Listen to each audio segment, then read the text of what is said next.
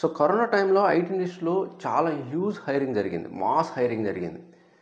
ఎప్పుడు లేని విధంగా అంత హైరింగ్ జరిగింది. అండ్ హైక్స్ కూడా 200, 300, 400% ఇచ్చారు. అది అందరికి తెలిసిన విషయమే.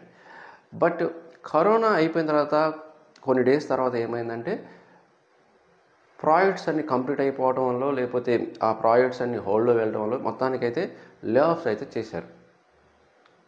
మీరు గత 3 years నుండి చూస్తున్నారు, చాలా లే ఆఫ్స్ జరుగుతూనే ఉన్నాయి సాఫ్ట్వేర్ ఇండస్ట్రీలో.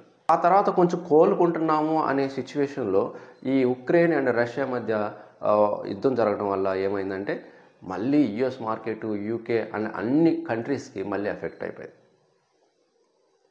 ఎకనామిక్గా చాలా ఎఫెక్ట్ అయింది. అందువల్ల ప్రాజెక్ట్స్ రాలేదు. చాలా మళ్ళీ మన కంట్రీలో కంటే అదర్ కంట్రీస్లో ఎక్కువగా రిసెషన్ అయితే బాగా నడిచింది.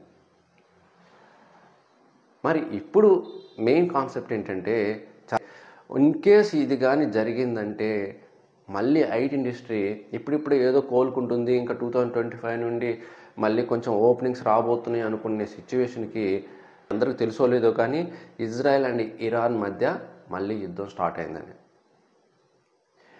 వీటి మధ్య యుద్ధం స్టార్ట్ అయింది. అండ్ ఇది ఇంతటితో కొన్ని రోజులు గడిచిన తర్వాత కానీ కూల్ అయ్యి శాంతి కోరుకొని మళ్ళీ ఏమన్నా విత్డ్రా చేసుకుంటే తప్ప దీన్ని కానీ వేరే దేశాలని సపోర్ట్ చేయటము, వాళ్ళ ఫేవర్ దేశాలు కంట్రీస్ సపోర్ట్ చేయటం, ఈ యుఎస్ ఇన్వాల్వ్ కావటం, రష్యా ఇన్వాల్వ్ కావటం, చైనా ఇన్వాల్వ్ కావడం ఇలా కానీ జరిగాయి అంటే ఇది చాలా పెద్ద యుద్ధానికైతే దారి తీసే అవకాశాలు ఉన్నాయండి. 2 కంట్రీస్ మధ్య యుద్ధం జరిగితేనే మనకు ఇన్ని రోజులు కోలుకోవడానికి, ఐటీ ఇండస్ట్రీ కోలుకోవడానికి చాలా టైం పట్టింది, ఏది రష్యా అండ్ ఉక్రెయిన్ మధ్య.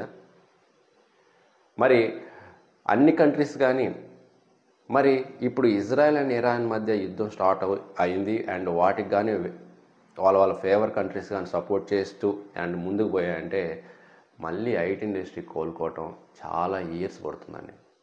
ఇన్ని ఇయర్స్ పడుతుంది అది మాత్రం చెప్పలేం. అందరం దీన్ని త్వరగా, ఎంత త్వరగా అంటే అంత త్వరగా ఈ యుద్ధం అనేది ఆగిపోవాలని కోరుకుందాం. ఈ ఇజ్రాయెల్ ఇరాన్ మధ్య జరుగుతుంది.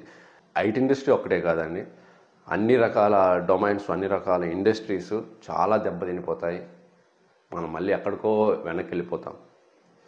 ఓకే, సో ఇది మాత్రం జరగకుండా ఉండాలని మనం అయితే కోరుకుందాం. మరి మీరేమనుకుంటున్నారు? ఇప్పుడు జరుగుతున్న ఈ ఇజ్రాయెల్ అండ్ ఇరాన్ మధ్య యుద్ధం వల్ల ఏమన్నా ఐటీ ఇండస్ట్రీ ఎఫెక్ట్ పడుతుందా లేదనేది కామెంట్ రూపంలో అయితే తెలియచేయండి. ఓకే, సో ఇన్ఫర్మేషన్ నచ్చితే లైక్ చేయండి. ఇంకొక మంచి యూస్ఫుల్ కంటెంట్తో మళ్ళీ కలుద్దాం. Thank you very much.